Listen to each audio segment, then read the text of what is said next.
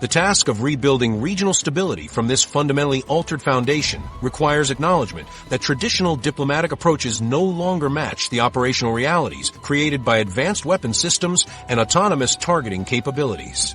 The Middle East security architecture that existed before January 2025 has collapsed, replaced by a fragmented landscape where established deterrence mechanisms cannot function when conflicts involve artificial intelligence, weapons that escalate faster than human decision-making processes can control.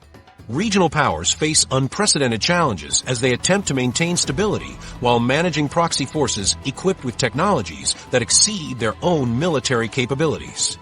The Israel-Hamas deal that went into effect on January 19, 2025, presents opportunities for de-escalation through a pause in Israel's military campaign, the release of hostages, and the withdrawal of Israeli troops from parts of the Gaza Strip. However, the agreement's success remains uncertain, particularly given Iran's continued support for proxy forces who have vowed to continue fighting against Israel. The humanitarian catastrophe in Gaza, with over 47,300 deaths and 1.9 million displaced people, creates conditions that make sustainable peace implementation extremely difficult. The total siege Israel imposed on the Strip since March 1, 2025, blocking all aid trucks for the first time since the war's early days, has exacerbated the humanitarian situation to crisis levels that require immediate international intervention. Intelligence sharing agreements between Arab nations and Israel have deteriorated beyond repair, eliminating early warning systems that previously prevented minor incidents from developing into major confrontations.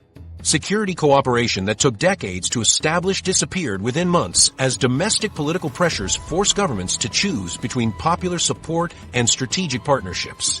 The technological capabilities demonstrated during 2025 created mutual fear that exceeds any previous period in the conflict's history, making trust-building measures that diplomats previously employed to create negotiating atmospheres impossible to implement effectively.